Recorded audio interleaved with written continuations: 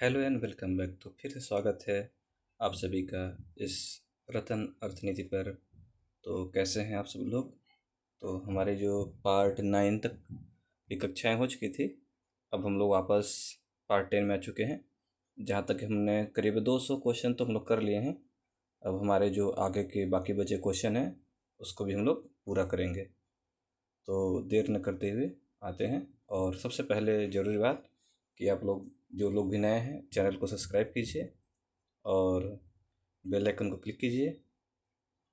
तो आइए अब चलते हैं अपने क्लास की तरफ। तो जैसा कि आप लोग देख रहे हैं, ये है क्वेश्चन नंबर 201। ठीक है, तो हम लोग क्वेश्चन को पढ़ते हैं। सबसे पहले यहाँ पे लिखा है, वर्ष 2017 में मांस और मांस से निर्मित वस्तुओं के निर्यात में भारत की हिस्सेदारी कितनी थी? यानी भारत की जो हिस्सेदारी वो कितनी थी?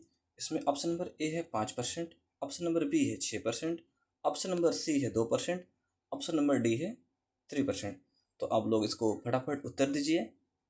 ठीक है, तो आप लोग जब तक उत्तर देंगे तब तक हम लोग आते हैं थोड़ी सी छोटी सी जानकारी पर। चलिए, जैसा कि आप लोग देख रहे हैं, ये हमारा एक अच्छा सा एक इंडोग्राफिक है जिसके माध्यम से हम लोग समझेंगे कि भारत की हिस्सेदारी कितनी है मांस उत्पादन में। ठीक है, देखिए जैसे कि अब क्या हो गया, इसमें दिया है भैंस का मांस। ठीक है, इसमें क्या है, भैंस का मांस है, जो कि क्या है, कुल आपका दिया है इसमें 40 से 43%। ठीक है, और उसके बाद कुल मांस निर्यात कितना है, 2 से 3%। ठीक है, अभी सबको बताया मांस जो निर्यात पर बहुत सारी जो अफवाहें चल रही हैं, जैसे भी चल रही हैं, बाकी वो राजनीतिक मुद्दा है। बाकी हम लोग अपने क्वेश्चन की तरफ बढ़ेंगे, क्योंकि हमको परीक्षा में से 2 नंबर लेने हैं, 2-3 नंबर जो इस क्वेश्चन से निकाल लेने हैं। ठीक है, तो अब इसमें देखते हैं कृषि निर्यात। कृषि निर्यात में पशुधन उत्पादों की हिस्सेदारी, जो कि 90% अकेले भैंस का मांस, ठीक है, भारत निर्यात करता है। ठीक है, केवल 90%, सोच लीजिए। ठीक है, और आगे बढ़ते हैं। अब क्या कहता है, कहाँ जाता है? ये जाता है वियतनाम, जाता है मलेशिया, जाता है रूस, जाता है इंडोनेशिया, जाता है सऊदी अरब में जाता है। ये सारी चीज़ें जगह जाती हैं, और एक जगह और भी जाता है। ठीक है, तो बाकी आप लोग, और इससे गाय का जो है मांस वो क्या है, प्रतिबंधित है, जो कि 0% है। लेकिन अब जो योजनाएं आप लोग देख रहे होंगे, सबको पता ही है क्या क्या है। और मांस जो पशुपालन में जो बीमारी आती हैं, खुरपका, मुंह पका, और ये सब सारी चीज़ आती हैं। ठीक है, भारत दुनिया का सबसे बड़ा भैंस मांस निर्यातक है। ठीक है, अब आंकड़ों में तो ये लिखा है, बाकी अपना जो भी है वो तो सबको पता है कहाँ क्या गोलमाल हो रहा है। आते हैं अब हम लोग क्वेश्चन पे। चलिए, तो अब इसका उत्तर दीजिए। आप सभी को पता चल गया होगा इसका उत्तर क्या है। तो 3% क्या है, जो करंट आंकड़ा क्या है, 3%। Option number D is the right answer. ठीक है, अब चलते हैं नेक्स्ट क्वेश्चन पे। चलिए, तो ये हमारा 202 नंबर क्वेश्चन हो गया। ठीक है, 202 नंबर क्वेश्चन। इसमें लोग देखते हैं, भारत सरकार ने 2020-21 के बजट में एक नई योजना निर्विक घोषित की है। अर्थव्यवस्था में कौन सा क्षेत्र इस योजना से लाभान्वित है? ठीक है, अब ये क्या है, निर्विक योजना। अब निर्विक योजना, अब भाई आप लोगों के लिए, अगर आप लोग पढ़े होंगे तो आपको पता होगा। चलिए, अब आते हैं इसमें ऑप्शन देते हैं। ऑप्शन नंबर ए कृषि क्षेत्र के लिए है, ऑप्शन नंबर बी औद्योगिक क्षेत्र के लिए है, ऑप्शन नंबर सी स्वास्थ्य क्षेत्र के लिए, ऑप्शन नंबर डी निर्यात के लिए है। ठीक है, तो चलिए, आप लोग जब तक इसका उत्तर सोचते हैं, हम लोग आ जाते हैं इसके बारे में जानकारी के लिए। देखिए, हम लोग देख रहे हैं निर्विक। ठीक है, अब निर्विक में है क्या, निर्विक योजना है क्या? इसमें होता है निर्यात ऋण बीमा। ठीक है, इसमें क्या होता है, एक तरीके से कि यह जो निर्यात, जो देशों से निर्यात किया जाता है, और उसमें क्या होता है कि जो ऋण का प्रबंधन, ठीक है, ताकि, और तथा बीमा कवर को बढ़ाने के लिए एक निर्विक योजना की घोषणा की गई थी। ठीक है, जो कि केंद्रीय बजट 2020-21 में की गई थी। क्लियर? इसमें क्या करना है कि जो छोटे और मध्यम जितने भी जो निर्यातक हैं, उनके लिए आसानी से ऋण मिल सके, और जो उनकी जो चीज़ें हों उसका क्या है, अच्छे से बीमा हो सके। क्लियर? जैसे निर्यात में क्या होता है कि कुछ चीज़ें क्या है कि नुकसान हो जाती है। कभी कभी निर्यात हुआ, जहाज़ पलट गए, डूब गए, जो आपदाएं आ गई बीच में, तो उसको क्या करना है, उसको व्यवस्थित करना है। क्लियर? तो इसमें देखिए लिखा है, जो 90% तक बीमा कवर किया जाता है। ठीक है, और उसके बाद जो जो छोटे निर्यातक होते हैं उनके लिए क्या आता है कि 0.6% तक प्रति वर्ष क्या होती हैं, वो जो प्रीमियम दरें होती हैं वो कम होती हैं। क्लियर? और ब्याज दर जो मतलब जो बैंक है उनसे वो 7 से 8% ही ब्याज दर लगता है। क्लियर। तो जैसा कि आप लोग देख रहे हैं, और ये एमएसएमई से जुड़ा हुआ है। और इसमें देखिए कि इसमें लिखा है निर्विक योजना भारत के निर्यात को 1 ट्रिलियन तक ले जाने के लक्ष्य में सहायक है। ठीक है, और ये योजना चलती है, आप लोग समझ सकते हैं। तो चलिए चलते हैं आप क्वेश्चन की तरफ।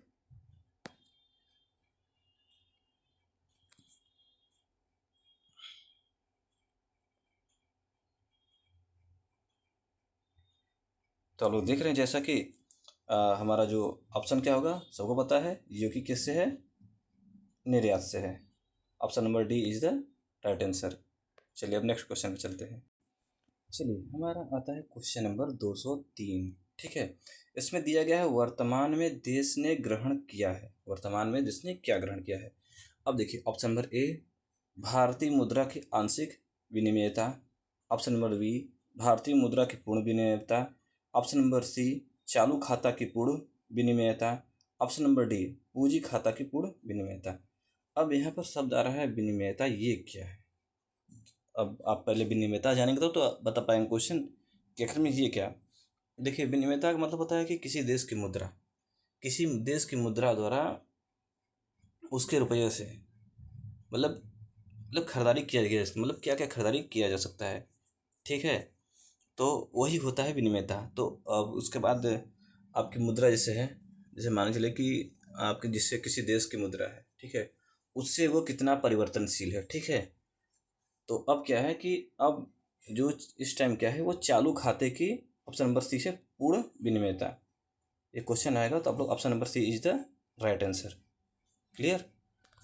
तो चलिए अब चलते हैं नेक्स्ट क्वेश्चन पे। तो चलिए ये है आंकड़ों वाला क्वेश्चन, क्वेश्चन नंबर 204। वित्तीय वर्ष 2018-19 में कुल विदेशी मुद्रा प्रारक्षित भंडार में है। ठीक है, ऑप्शन नंबर ए अब कितना है करोड़ है बताइए, 34,55,882 crore. Option number B 30,55,882 crore. Option number C 32,55,882 crore. Option number D 28,55,882 crore, या उपयुक्त में से कोई नहीं। तो ये आंकड़ा पूछा गया है 2018-19 के तहत। ठीक है, तो अब आर्थिक समीक्षा 2018-19 है, तो अब हम लोग इसके बारे में थोड़ी सी जानकारी ले लेते हैं। देखिए कि जैसा कि आप लोग देख रहे हैं कि भारत का कुल विदेशी मुद्रा प्रारक्षित भंडार क्या है। ठीक है, तो देख रहे हैं कि 698.35 बिलियन डॉलर। ठीक है, जो कि मार्च अप्रैल 2026 का है। ठीक है, और जिसमें क्या है कि ये क्या है भारतीय रिजर्व बैंक के आंकड़ों के अनुसार है। क्लियर, ये भारतीय रिजर्व बैंक के आंकड़ों के अनुसार है। अब उसके बाद जो सर्वकालिक उच्च जो है कितना है आपका 728.49 बिलियन, जो कि मार्च 2026 का है। क्लियर। अब देखिए इसमें विदेशी मुद्रा भंडारण के चार प्रमुख घटक, अब चार प्रमुख घटक कौन से हैं। ठीक है, पहले जो विदेशी मुद्रा है उसकी परिसंपत्ति एफसीए। ठीक है, और जो कि 573 बिलियन है प्लस है। और विदेश आहरण अधिकार एसडीआर है जो कि 18.9 बिलियन है। ठीक है, स्वर्ण भंडार क्या है 128 बिलियन डॉलर है। और जो आईएमएफ के पास जो आरक्षित है वो 4.2 बिलियन है। क्लियर। तो आई होप आप लोग समझ में आ गया होगा। ठीक है, और फॉरेक्स रिजर्व का महत्व पता ही है आपको, जो कि आयात को कवर करता है 11 महीने के लिए, आयात के लिए पर्याप्त है। और रुपये क्या है, रुपये की स्थिरता, जो कि आरबीआई है, रुपये को नियंत्रित करने की शक्ति इसके पास है। और वैश्विक साख जो हमारे जो विश्व में जो साख है वो कैसा है। ठीक है, जो क्रेडिट है तो उसके बारे में है। ठीक है, अब यहाँ पर देखते हैं जो यहाँ पर दिखा गया है, यहाँ पर देखिए भारत वर्तमान में दुनिया के शीर्ष 5 बड़े विदेशी मुद्रा भंडार वाले देशों में शामिल है। ठीक है, और ये ऑप्शन, ये जो क्वेश्चन है ये एग्जाम में आ सकता है। तो चलिए चलते हैं क्वेश्चन के। ये उस टाइम के आंकड़े हैं, जो उस टाइम के आंकड़ों के अनुसार ये था 28,55,882 करोड़ रुपये। ठीक है, option number D is the right answer. Clear. तो फिर चलते हैं नेक्स्ट क्वेश्चन पे, क्वेश्चन नंबर आपका 205। चलिए देखते हैं क्वेश्चन नंबर 205 में क्या लिखा है। निम्न में से कौन सा वित्तीय संस्थान विश्व बैंक समूह से संबंधित नहीं है, यानी विश्व बैंक समूह से संबंधित नहीं है। पहला IFC, दूसरा IBRD, तीसरा ADB, चौथा IDA। तो देखिए विश्व बैंक समूह में कितनी 5 संस्थाएं जुड़ी हैं, कितनी संस्थाएं हैं, 5 संस्थाएं हैं। ठीक है, तो इसमें है IFC, ठीक है, जिसकी स्थापना हुई थी 1956 में। ये भी पूछा जाता है, इसको आप लोग ध्यान देंगे। ठीक है, और इसमें होता है IBRD, ठीक है, जिसकी स्थापना हुई थी 1944 में। ठीक है, और यह चौथा यहाँ डी में दिया है, कितना दिया है, 1960। ठीक है, जैसा कि मैंने बताया था कि विश्व बैंक से संबंधित जो भी संस्थाएं हैं वो यहाँ आपको दिख रही हैं। ठीक है, पहला है IBRD, ठीक है, और IDA, और दूसरा इसमें दिया है IBRD लिखा है, तीसरा FC है, चौथा मीगा है, ठीक है, और पांचवा है ICSID जो कि 1966 में बना था। ठीक है, तो इसमें जो IDA को क्या बोलते हैं, विश्व बैंक की रियायती या सॉफ्ट लोन विंडो। ठीक है, यानी कि इसको बोलते हैं विश्व बैंक की सुलभ खिड़की, सॉफ्ट लोन विंडो। क्लियर, तो आप लोग अब जान गए होंगे उसका उत्तर क्या होगा।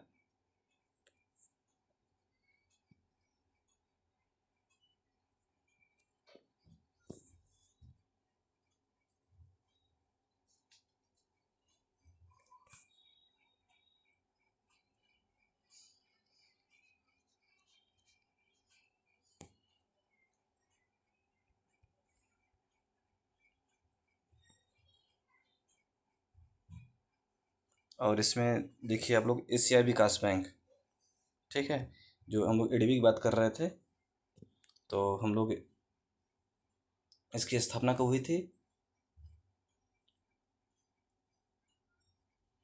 19 दिसंबर 1966 में। इसमें कुल 68 सदस्य हैं।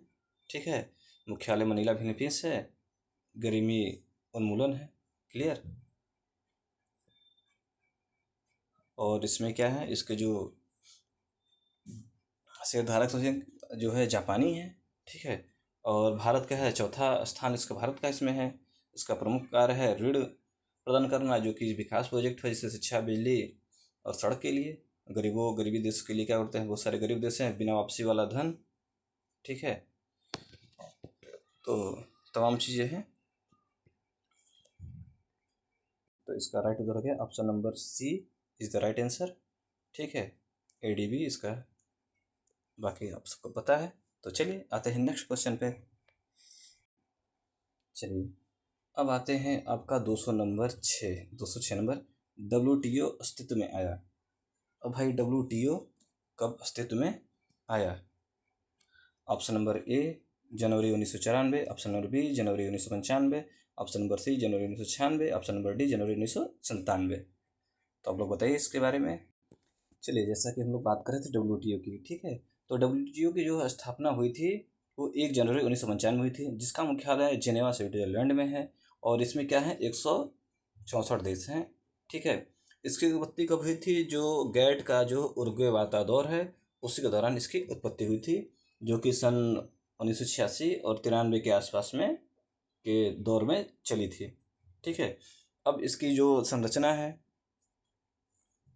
इसके बारे में देख सकते हैं आप लोग। ठीक है, तो WTO क्या है, इसके संस्थापक देशों में एक है।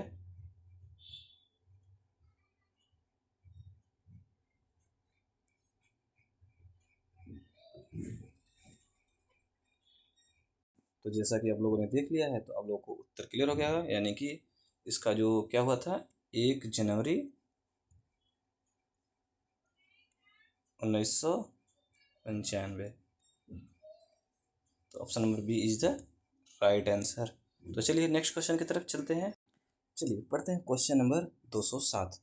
ठीक है, किस वर्ष में भारतीय रुपये का महीने में 2 बार अवमूल्यन किया गया। ठीक है, अब भारतीय रुपये का जो अवमूल्यन जो है वो 2 बार किस बार हुआ था। ठीक है, तो 1990 में हुआ था, 1991 में हुआ था, 1994, 1999 में। ठीक है, तो पहले हम लोग जान लेते हैं ये जो भारतीय रुपये का अवमूल्यन कब कब हुआ था। ठीक है, कुल 3 बार हुआ था। कितने बार हुआ था? 3 बार हुआ था। ठीक है, चलिए इसमें देखते हैं भारतीय रुपये का अवमूल्यन कब कब हुआ था। ठीक है, तो इसमें हुआ था,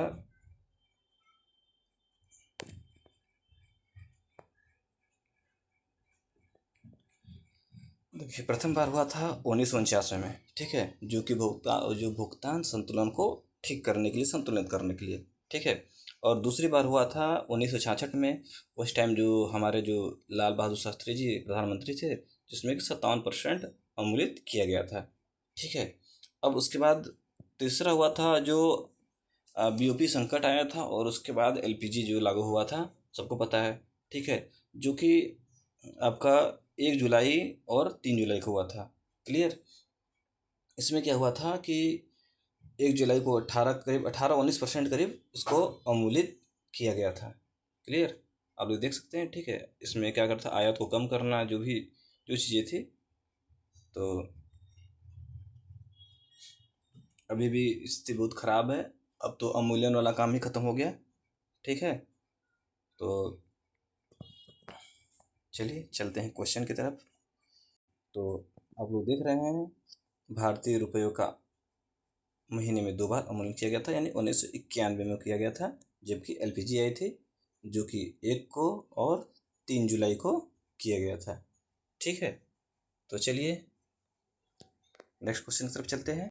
देखिए ये जो सारे क्वेश्चन है, ये सब ऐसे घुमाकर आ जाएगा जहाँ से पता नहीं चलेगा। ठीक है, और यही सारे क्वेश्चन ही आपके जो मेरिट को तय करते हैं, और इस पर आप लोग को ध्यान देना है। ठीक है, अब इसमें लिखा है भारत के लिए किस देश से सर्वाधिक द्विपक्षीय सहायता आती है। ठीक है, द्विपक्षीय सहायता, अब यहाँ यूएसए दिया है, यहाँ जापान दिया है, यहाँ पेट्रोलियम निर्यातक देश दिया है संगठन, और यहाँ पर इंग्लैंड दिया है। ठीक है, तो ऑप्शन नंबर ए होगा, बी होगा, सी होगा, डी होगा। आप लोग सोचते रहिए। अभी कुछ लोग का ध्यान जाएगा यूएसए की तरफ। ठीक है, जाएगा ध्यान यूएसए की तरफ, लेकिन आइए हम लोग जानते हैं। चलिए, तो यहाँ पर आगे भारत को द्विपक्षीय सहायता कहाँ से मिलती है। देखिए रूस हो गया, दक्षिण कोरिया हो गया। ठीक है, जो कि विशिष्ट तकनीकी परियोजनाओं के लिए है। जो कि जापान सबसे बड़ा द्विपक्षीय भागीदार है। उसके बाद जर्मनी हो गया, जो कि ऊर्जा हो गया, पर्यावरण हो गया, हरित ऊर्जा हो गया, परियोजनाओं के लिए। ठीक है, इत्यादि के लिए। जो कि जापान जापान करीब 16,420 करोड़। ठीक है, मार्च 2026 तक से सहायता की है। ठीक है, वो बेंगलुरु के लिए फेज़ 3 हो गया, मेट्रो लाइन 11, फिर उसके बाद महाराष्ट्र में स्वास्थ्य सेवा, पंजाबी टिकाऊ बागवानी, ये सारी चीज़ों के लिए सहायता करता है। ठीक है, तो आप लोग देख सकते हैं। ठीक है, द्विपक्षीय में जैसा कि भारत भारत के लिए वो बहुत सहायता करता है जापान। क्लियर? तो आप लोगों को पता चल गया होगा। तो जैसा कि वो देख रहे हैं, इसका राइट उत्तर होगा option number B is the right answer. ठीक है, तो चलते हैं नेक्स्ट क्वेश्चन की तरफ। क्वेश्चन नंबर, चलिए क्वेश्चन पढ़ते हैं। क्वेश्चन नंबर 209 कहता है कि अर्थशास्त्र में सन 1998 में का नोबेल पुरस्कार किसे मिला। ठीक है, option number A Solow, option number B Marshall, option number C Amartya Sen, option number D Paul Samuelson.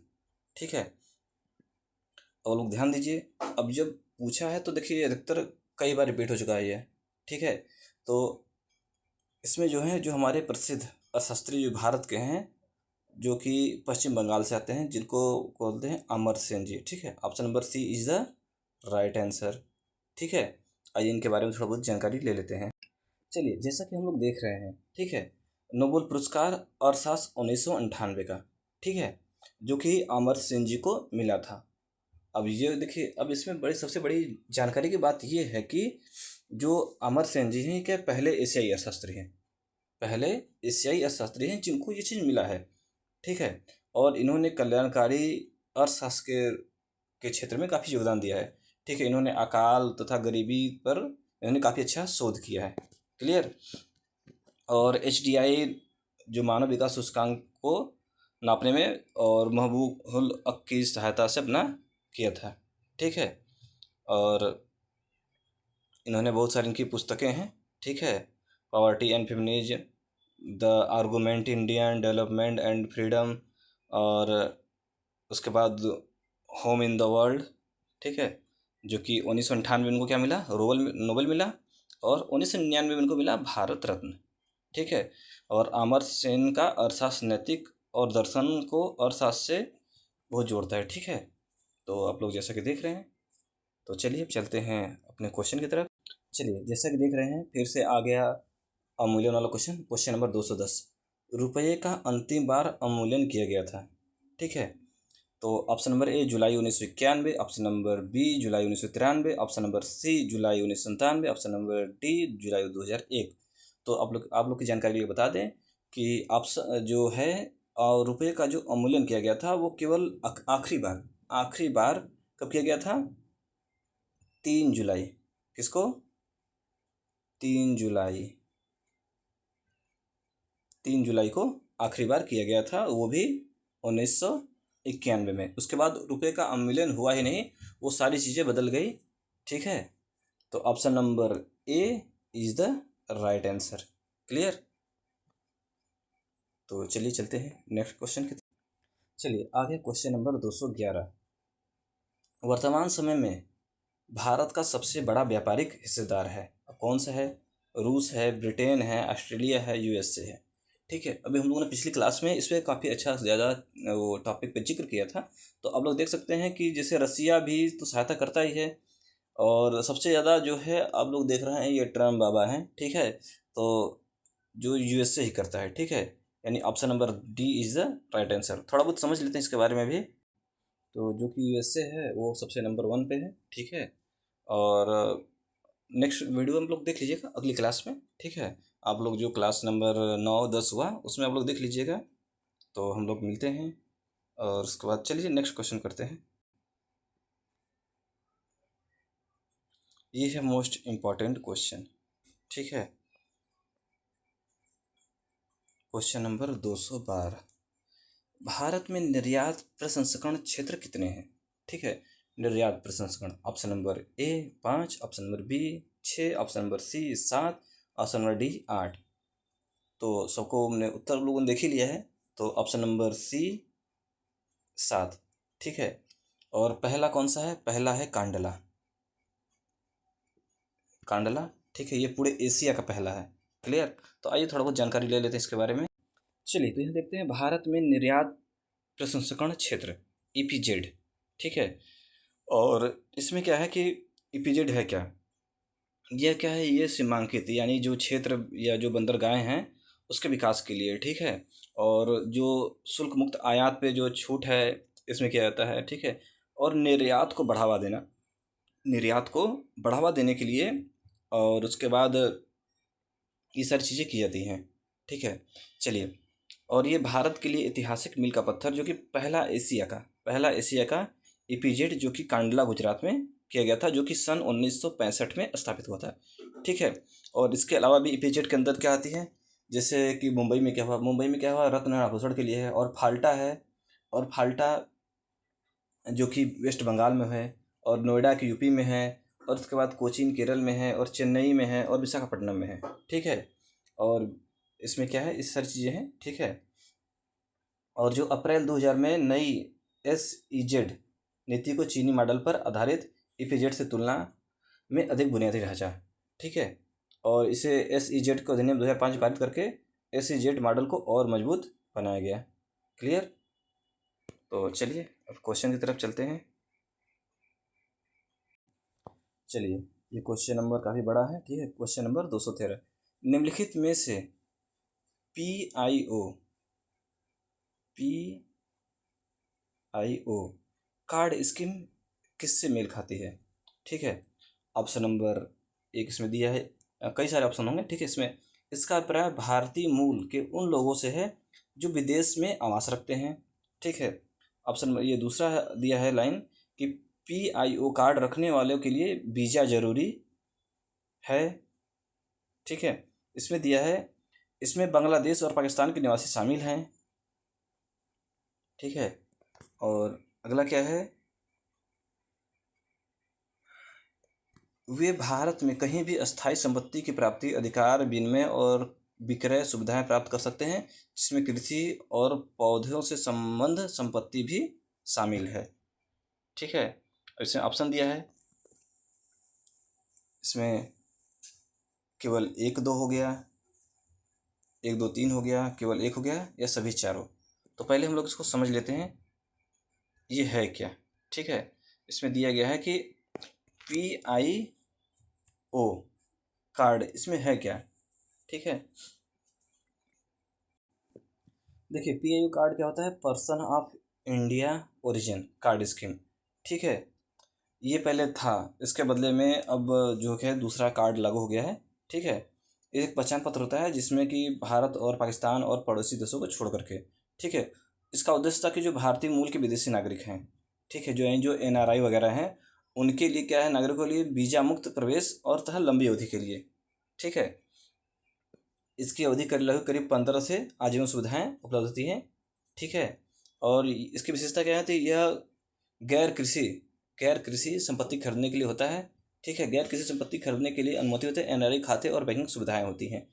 ठीक है, और इसमें बड़ा जो बदलाव किया गया है, इसमें बदलाव किया गया है कि जो कि इसका विलय कर दिया गया है OCI में। PIO का विलय क्या कर दिया गया है, OCI में इसका विलय कर दिया गया है। ठीक है, और घोषणा किसने किया पता है, नरेंद्र मोदी जी ने। ठीक है, और इसमें क्या हुआ था कि 9 जनवरी 2015 पर क्या हुआ कि जो PIO को क्या है वापस लिया गया था, और इसमें क्या हुआ कि उसके बदले में धारकों को बोला गया कि आप OCI कार्ड ले लें। ठीक है, और इसमें जब PIO में क्या था, पुराने सिस्टम में ये था कि कुछ समय बाद जो है पुलिस को रिपोर्टिंग ये वगैरह करना था। अब लेकिन इसमें क्या है, इसमें ये है एक समान व्यवस्था हो गई है, आजीवन वीज़ा हो गया है। ठीक है, और बहुत सारी जो सुविधाएं दी गई हैं। अब PIO क्या है, अब एक इतिहास बन चुका है, इसकी जगह अब OCI कार्ड ने ले ली है। ठीक है, इसमें क्या है, इसमें खेती वाली ज़मीन नहीं खरीद सकते और वोट देने का अधिकार नहीं है। ये पात्रता कैसे होगा, या जो कभी भी भारतीय पासपोर्ट धारक थे एक बार, ठीक है, और उनके माता पिता दादा दादी और जो भी भारतीय नागरिक थे, ठीक है, या फिर भारतीय नागरिक का विदेशी जीवन साथी। ठीक है, तो चलिए क्वेश्चन, चलिए जैसा कि पढ़ा गया था कि इसका अभिप्राय इसका अभिप्राय भारतीय मूल के उन लोगों से है जो विदेश में आवास रखते हैं। ठीक है, तो ऑप्शन नंबर ए तो सही हो गया। ठीक है, और इसमें दिया है, दूसरा लिया है PIO कार्ड रखने वालों के लिए वीज़ा जरूरी नहीं है। गलत बात है, वीज़ा इसीलिए तो ये बना है कार्ड कि वीज़ा की आवश्यकता न पड़े। इसमें बांग्लादेश और पाकिस्तान भी शामिल है, नहीं भाई शामिल नहीं है, ये भी गलत हो गया। अब उसके बाद आगे आते हैं, वे भारत में कहीं भी अस्थायी संपत्ति अधिकार या प्राप्त कर सकते हैं, या जिसमें पौधे, कृषि और पौधे की संपत्ति भी शामिल है, नहीं भाई, कृषि संपत्ति वो नहीं ले सकते, यानी ये भी गलत है। तो ऑप्शन नंबर क्या हो जाएगा, ऑप्शन नंबर सी। ठीक है, option number C is the right answer. Clear, तो चलिए हम लोग नेक्स्ट क्वेश्चन की तरफ चलते हैं। चलिए अगला क्वेश्चन है क्वेश्चन नंबर 214। ठीक है, तो इसमें कहा गया है कि अंतर्राष्ट्रीय आर्थिक सहयोग में किसे तीसरे स्तंभ के रूप में जाना जाता है। देखिए अंतर्राष्ट्रीय आर्थिक सहयोग में 3 ही स्तंभ है। ठीक है, 3 स्तंभ। पहला स्तंभ बोला जाता है IMF, दूसरा है वर्ल्ड बैंक, और तीसरा है WTO। ठीक है, तो आप लोग समझ में होंगे, यानी option number C is the right answer. ठीक है, जो कि गेट के स्थान पे बना है। चलिए नेक्स्ट क्वेश्चन की तरफ चलते हैं। चलिए आते हैं क्वेश्चन नंबर 215। अब ये पंचवर्षीय योजनाओं से संबंधित क्वेश्चन शुरू हो रहे हैं आपके। ठीक है, पंचवर्षीय योजना की कौन सी अवधि सत्य नहीं है, 1951 से 56, ये तो भाई पहली पंचवर्षीय योजना है। 1956 से 61, ये दूसरी है। 1961 से 66, ये तो तीसरी है। ठीक है, और ये चौथा है 1966 से 71, ये चौथी है। क्या ये सही है, आप लोग बताइए, इसको सोचिए। नहीं, 3 ही योजना चली थी, इसके बाद चला था आपका, क्या चला था, योजना अवकाश। ठीक है, क्योंकि उस समय बहुत स्थिति ठीक नहीं थी। ठीक है, क्योंकि सबको पता है 1961 में चीन युद्ध हो गया, 1965 में पड़ोसी पाकिस्तान बहुत गलत हरकत किया, ठीक है। तो option number D is the right answer, ये नहीं था, ठीक है। चलिए नेक्स्ट क्वेश्चन की तरफ चलिए। योजना आयोग एक है, मंत्रालय है, शासकीय विभाग है, परामर्शी संस्था है, स्वशासित निगम है। देखिए जो योजना आयोग है एक प्रकार का एक असंवैधानिक संस्था है, ठीक है, जिसको बोलते हैं परामर्शदात्री संस्था है, ठीक है। ये केवल परामर्श देता है, ठीक है। Option number C is the right answer. Next question की तरफ चलिए फिर से 217 नंबर क्वेश्चन। योजना आयोग का स्वरूप क्या है? फिर वही आ गया, सरकारी विभाग है? नहीं, सरकारी नहीं है भाई। स्वायत्त निगम है? ये भी नहीं है। एक मंत्रालय है? ये मंत्रालय नहीं है। एक परामर्शदर्शी एक परामर्शदात्री संस्था है, ठीक है। Option number B is the right answer, ठीक है। चलिए नेक्स्ट क्वेश्चन पे चलते हैं। आगे योजना आयोग का गठन कब हुआ? योजना आयोग का गठन कब हुआ? 1949, 1950, 1951, 1952, ठीक है। अब लोग बताइए, सोचिए, तब तक हम थोड़ा सा चर्चा करते हैं योजना आयोग के बारे में। चलिए देखिए, योजना आयोग एक परिचय, ठीक है। आपका ये है विस्तृत अवलोकन है, ठीक है। अब देखते हैं इसमें 15 मार्च 1950 में जो कैबिनेट प्रस्ताव हुआ था, ठीक है, जिसका मुख्यालय योजना भवन नई दिल्ली, ठीक है। ये एक गैर वैधानिक क्या है, एक समाजवाद मॉडल है, ठीक है।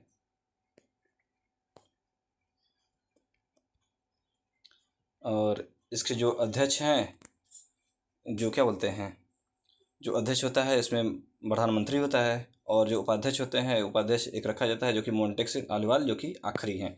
क्योंकि देखिए योजना वगैरह ये सब योजना आयोग के स्थान पे अब नीति आयोग आ चुकी है, ठीक है। जो कि योजना आयोग पंचवर्षीय योजना का सफर 1951 से लेकर के 2017 तक रहा।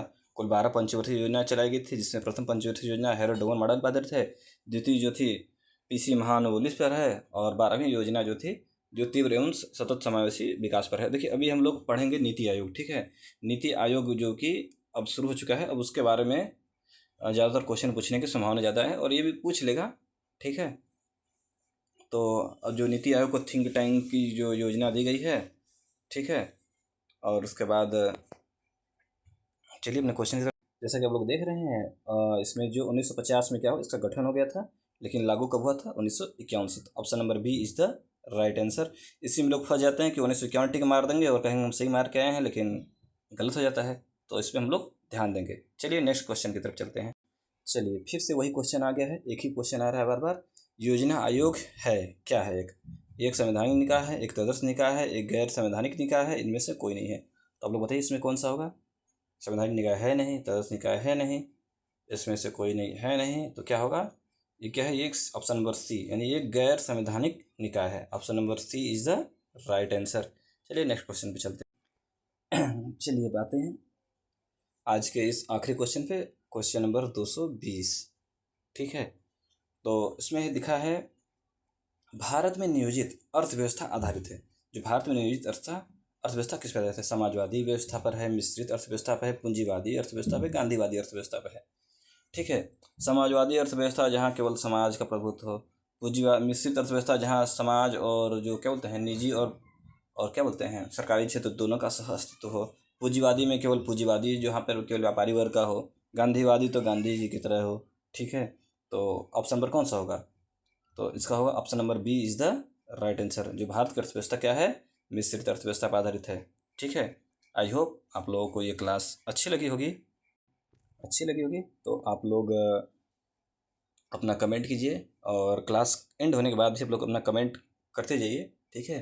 क्लास कैसी लगी, क्लास में और क्या सुधार है, और क्या आप लोग जो विचार है आप लोग जरूर अपनी राय दीजिए, ठीक है। तो जैसा कि आप लोग देख रहे हैं चैनल थोड़ा नया नया है, तो आप लोग अपना सहयोग बनाए रखिए, ठीक है। और इसमें ये सारी चीज़ें हैं, आप लोग देख सकते हैं।